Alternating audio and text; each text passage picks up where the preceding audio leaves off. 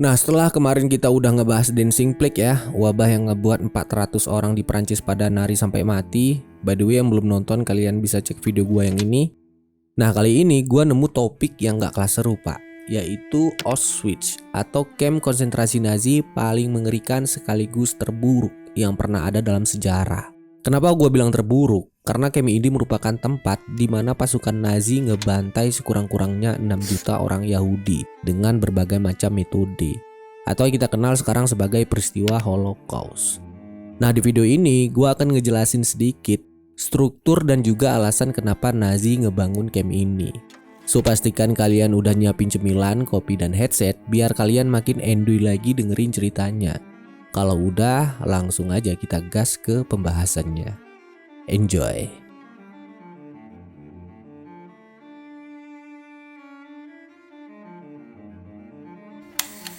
Oke, gua mulai dari Holocaust dulu ya. Nah, apa itu Holocaust? Mungkin sebagian dari kalian, apalagi anak IPS ya, pasti nggak asing lah sama kata Holocaust. Karena seingat gua, waktu SMP atau SMA pernah dibahas di pelajaran sejarahnya. Jadi kata Holocaust awalnya terbentuk dari dua kata Yunani, holos dan kaustos. Holos itu artinya utuh dan kaustos itu artinya terbakar. Jadi secara keseluruhan Holocaust bisa diartikan sebagai terbakar secara utuh. Agak serem ya. Dan dari literasi Yunani kuno, kata ini emang dianggap untuk menggambarkan persembahan orang-orang Yunani yang terbakar di atas altar. Tapi semenjak tahun 1945, kata ini jadi punya arti baru, arti yang jauh populer dan lebih ngeri lagi, yaitu pembantaian massal orang-orang Yahudi di Eropa yang dilakukan pihak Nazi Jerman pada masa Perang Dunia Kedua dengan berbagai macam metode dan beberapa eksperimen gila. Dari sini aja udah mulai kerasa ya kengerian camp ini. Dan sedikit info tambahan, sebenarnya korban Holocaust nggak sepenuhnya orang Yahudi doang. Tapi ada juga sedikit dari kaum Gypsy dan homoseksual. Jadi menurut George Sanford sama Gerard L. Weinberg di bukunya yang berjudul Hitler and Holocaust, selama masa rezim Nazi dari tahun 1933 sampai 1945, Om Kumis Kotak ini emang udah benci banget sama orang-orang Yahudi.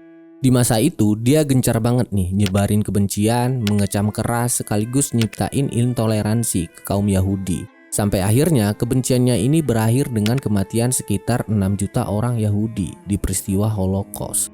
Mau itu anak-anak, wanita, pria, tua, muda, semuanya dibantai habis, gak pandang bulu pak.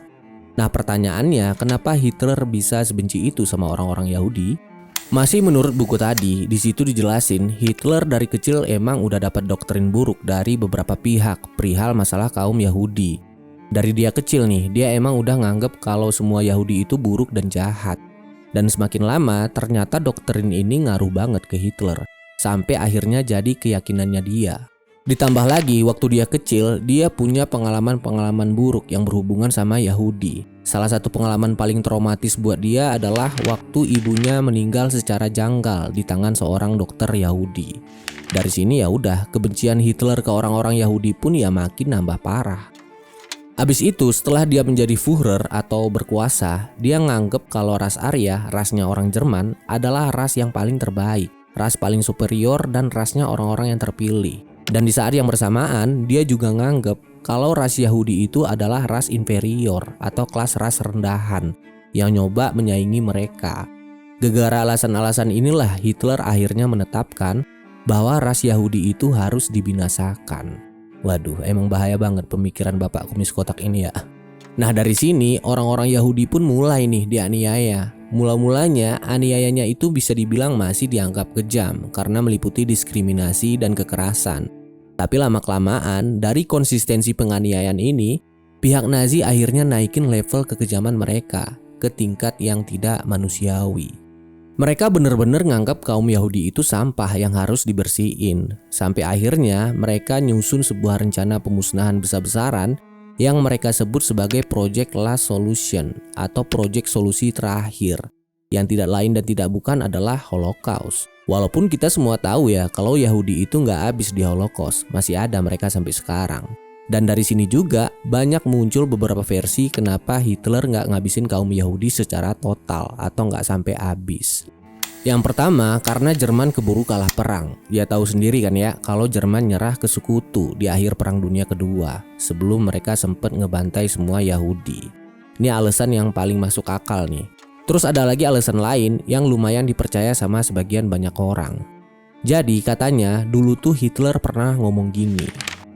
Gimana? Ada yang bisa baca? Nah, kata-kata ini kalau kita translate ke bahasa Indonesia, kira-kira artinya kayak gini. Jika aku mau, aku bisa saja membunuh semua orang Yahudi di dunia ini. Tapi aku sengaja menyisakan sedikit dari mereka agar kalian tahu kenapa aku membunuh mereka. Nah, pasti kalian pernah denger dong quote ini, karena dulu quote ini pernah viral setahu gua. Dan gara-gara ini juga, gua jadi penasaran apa bener Hitler pernah ngomong gini. Ya udah, akhirnya gua cari tahu kan. Tapi dari beberapa sumber yang gua baca, nggak ada satupun yang bisa mastiin kalau Hitler pernah ngomong gini.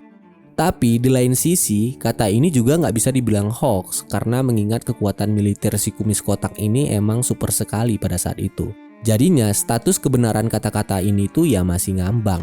Tapi apapun alasannya, dari Holocaust kita tahu kalau Nazi Jerman itu udah ngebuat sejarah paling kelam di Perang Dunia Kedua, khususnya ke kaum Yahudi. Sampai-sampai Nazi Jerman kan dicap supervillainnya World War II kan. Jadi peristiwa Holocaust kebanyakan terjadi di kamp konsentrasi Auschwitz yang terletak di Polandia.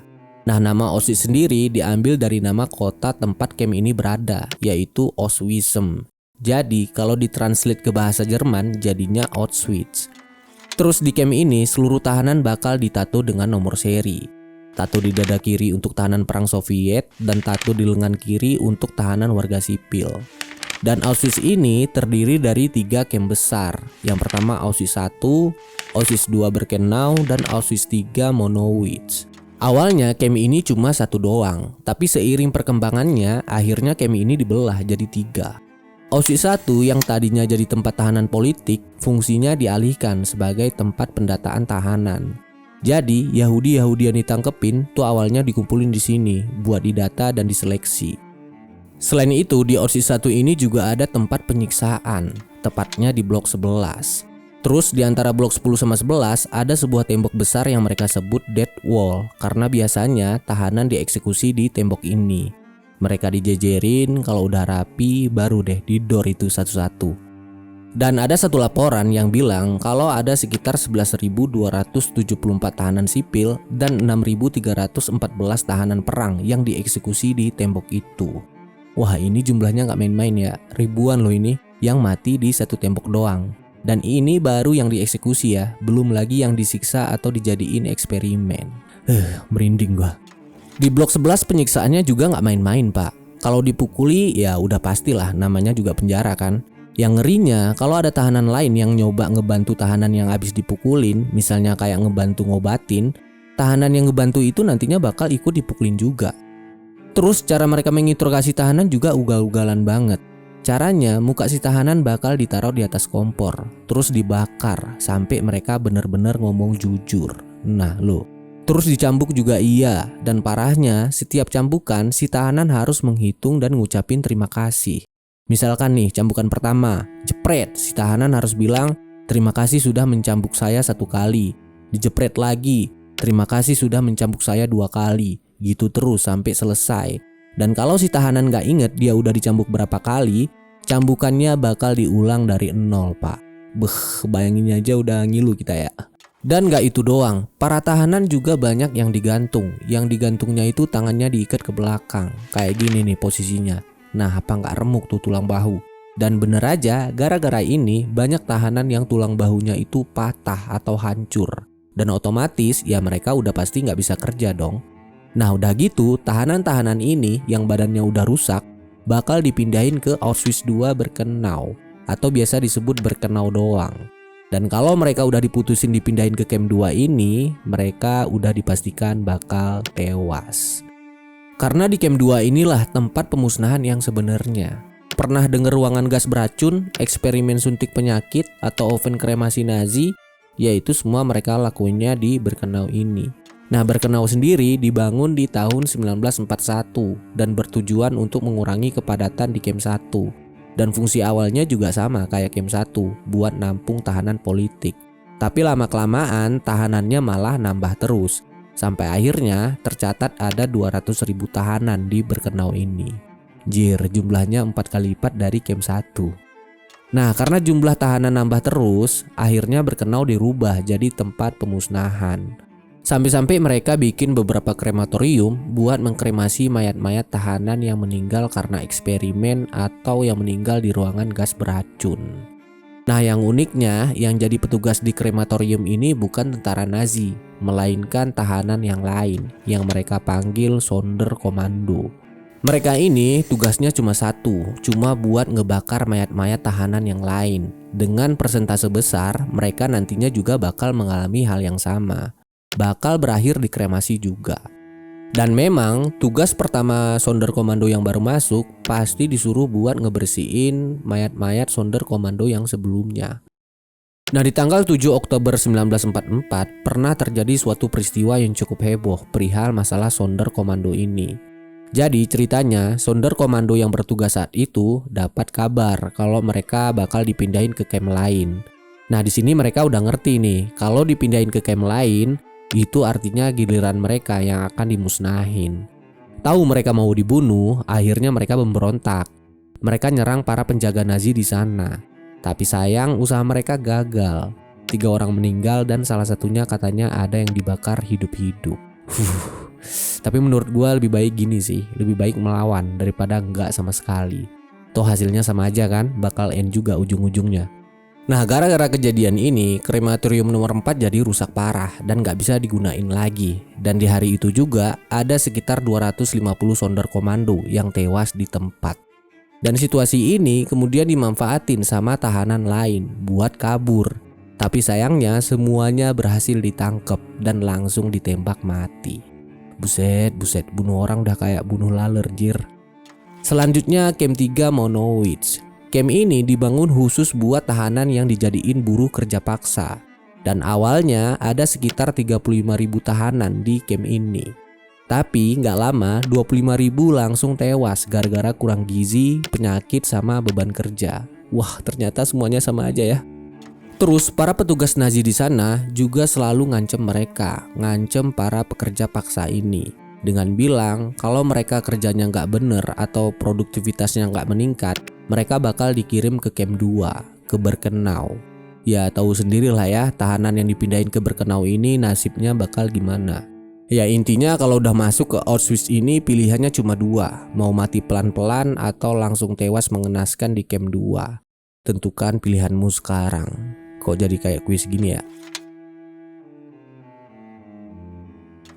Selain 3 camp besar tadi, ternyata ada sekitar 50 camp kecil juga di sekitaran Auschwitz. Dan di camp-camp kecil ini juga banyak tahanan yang tewas. Menurut National Geographic, kalau tahanan bisa bertahan dan nyampe ke camp 1, mereka bakal langsung diseleksi, mana yang bisa dijadikan pekerja paksa, mana yang enggak. Nah terus, menurut Holocaust Encyclopedia, kalau di total ada sekitar 15.000 orang yang meninggal tiap harinya di camp Auschwitz ini. Sedah 15.000 orang setiap hari loh pak, ini gila sih.